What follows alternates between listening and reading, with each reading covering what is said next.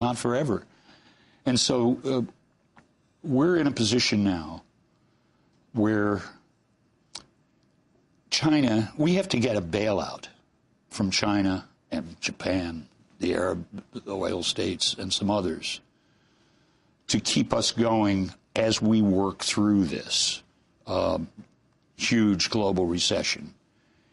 And I think the deal that's possible is that the U.S. can say to those creditors, okay, give us the loans. We'll go a bit deeper in the hole of debt, but because we're such a good consumers, we will be the lead engine that pulls the world out of this recession.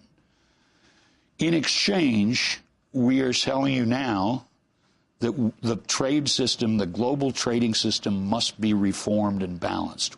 We can't go on like this. Ultimately, you can't go on like this. And that I mean bringing down the trade deficits, which have rung up more than $5 trillion in debt over the last 15 years, imposing some rules on U.S. multinationals so that they can't just roam the world as free riders, moving jobs and production wherever they choose without regard to the home country. I mean, there's a long list of reforms, which I've written about and I write about in this new book. My point is, this is a moment.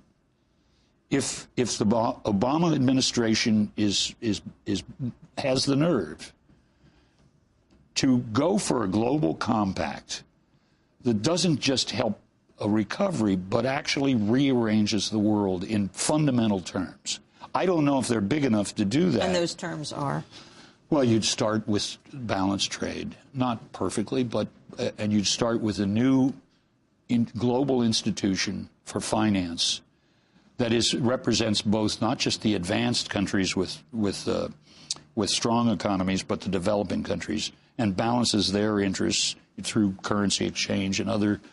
It would begin to build a structure of global rights for workers and communities, which is, of course, absent utterly now. And by that I mean a way to mediate between the high-wage workers in countries like ours, in Europe, Japan, and those folks at the bottom who are in the sweatshops. I mean, the reality of our time, not so well understood, is that it's very much like the English Industrial Revolution. The workers are exploited on both ends. If you think of William Blake, the poet, wrote about the dark satanic mills in England in 1800. The skilled craft workers were thrown out of their jobs, and they were replaced with children. And the children, of course, were completely defenseless and exploited, but so were those other workers who had been cut out of the prosperity that their country was achieving. That's a small picture of what is happening globally now. And I'm among those who have been railing at this for 20 years, actually, without much effect. But now we're in a crisis that maybe will awaken the governing elites to the reality that they have to confront this and build labor rights and other protections into the system, or we'll go right back into that hole. It's interesting you talk about building labor rights, because last fall it was reported Bank of America received something like, what was it, $25 billion from the government. 3 days later, according to the Huffington Post, Bank of America's top executives were busy. Were they trying to right the sinking ship? No. They were coordinating a conference call to organize opposition to the Employee Free Choice Act, the top legislative priority of organized labor unions. I was at a forum last night in New York City and talked, and a woman and her husband came up afterwards who were employees of IBM. And they were saying, you know, IBM is at the White House meeting with the president and doing good talk about the economy and all that, and meanwhile it's shutting down jobs and moving them to Asia. So what's the nature of this game?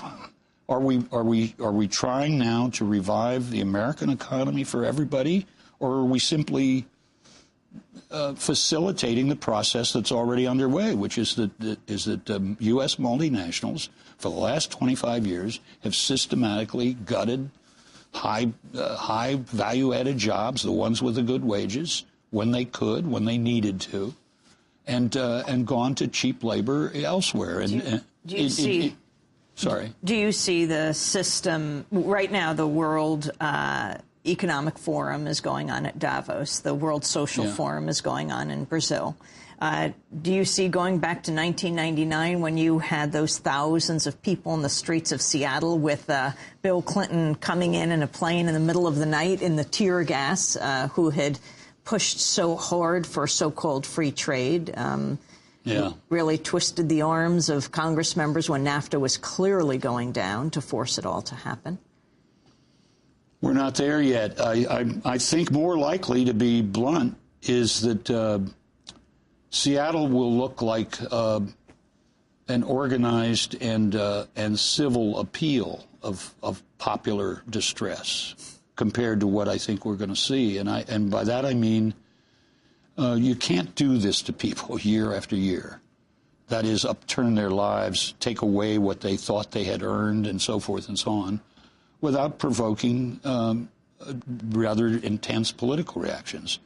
We're just beginning to see a few bubbles like that around this country. They're rioting in Eastern Europe and some places in Asia. I don't say we're going to have riots, but I think people will, and I hope for this, people out of their own distress and anger will organize their own politics, and they will make themselves seen and heard around this country. And we've seen some sit-down strike in Chicago, which actually succeeded in getting the workers their rights. We're seeing the beginnings of a foreclosure, stop the foreclosure movement. The Nation has a terrific piece this week by Ben Ehrenreich describing that. That's what happened in the 30s, of course. The people did not finally wait for Washington to do the right thing and solve the problem. They recognized that wasn't in the cards, and they would take their action as they could on the ground, in the workplace, elsewhere, politics.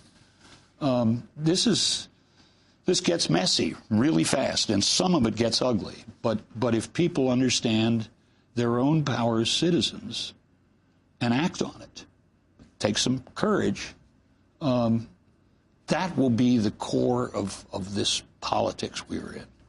Bill Greider, I want to thank you for being with us. He is National Affairs Correspondent for The Nation magazine. Forthcoming book, Come Home, America, The Rise and Fall and Redeeming Promise of Our Country. When we come back, beware of the food you eat, from peanuts to high fructose corn syrup and almost everything sweet that a lot of people are eating today. Stay with us. Yeah.